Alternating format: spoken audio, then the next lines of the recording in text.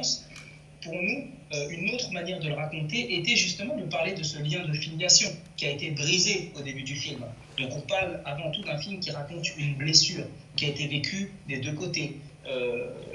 Madame Diallo, qui, quand elle n'arrive plus à gérer les dérives, c'est comme ça qu'on a raconté de notre jeune Ali Diallo, décide de le ramener au village parce qu'elle, c'est ce qu'elle connaît. Elle se dit que là-bas, c'est là-bas justement qu'on va pouvoir le remettre sur les bons rails. Et c'est là que donc, le cheikh Boubacar lui dit rien ne remplace une maman. Donc nous, à aucun moment, on dit que le petit va se faire sauver. On est vraiment en train de parler de ce lien de filiation qui va être cassé.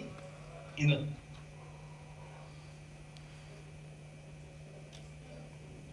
enfance très très forte.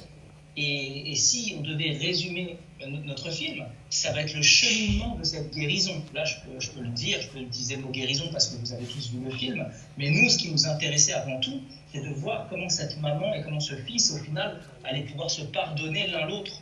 Parce que, vous savez, nous, on dit souvent avec l'âge que ce film, avant tout, c'est un hommage qu'on a voulu rendre aussi à nos mères. C'est d'ailleurs comme ça qu'on s'est connus avec l'âge.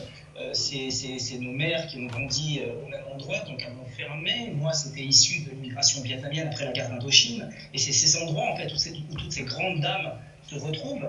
L'âge donc sa maman qui venait du Mali, moi qui venais du Vietnam, ma grand-mère et ma mère après, donc toutes ces femmes fortes en fait qui tiennent les familles.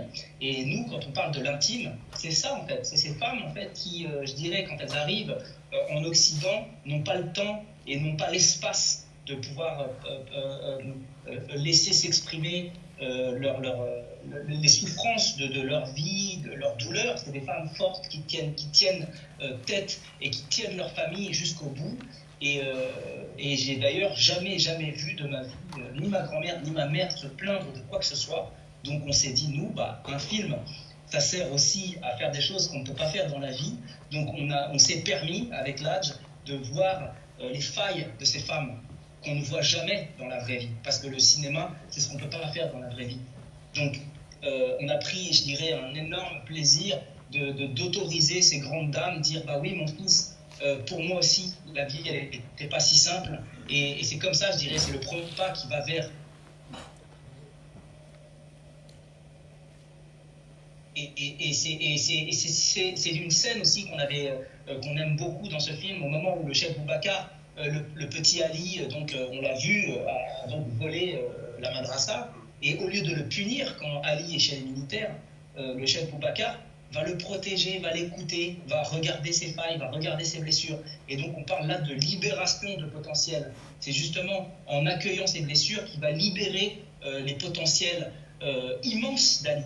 Ali peut-être n'aurait jamais eu cette capacité, cette virtuosité à psalmodier le Coran et cet éveil mystique, spirituel, appelons-le comme on le veut. Peut-être il ne l'aurait jamais eu si le chef Boubacar ne l'avait pas pris dans ses bras. Et c'est ce qu'on se raconte à la fin de ce film. Cette maman, en le pardonnant, va libérer encore des potentialités de notre héros. Et c'est comme ça qu'on le laisse, on se dit, à deux, ils vont pouvoir affronter le monde.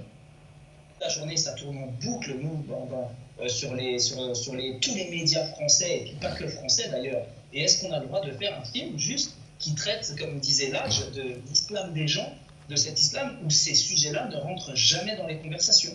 Donc nous, notre but, bien sûr, c'était pas de l'autocensure, c'était une volonté artistique. C'était, est-ce qu'on a le droit de parler des belles choses? Donc à aucun moment on a été censuré. Nous, dans ce film, on a parlé de absolument tout ce qu'on avait envie de parler.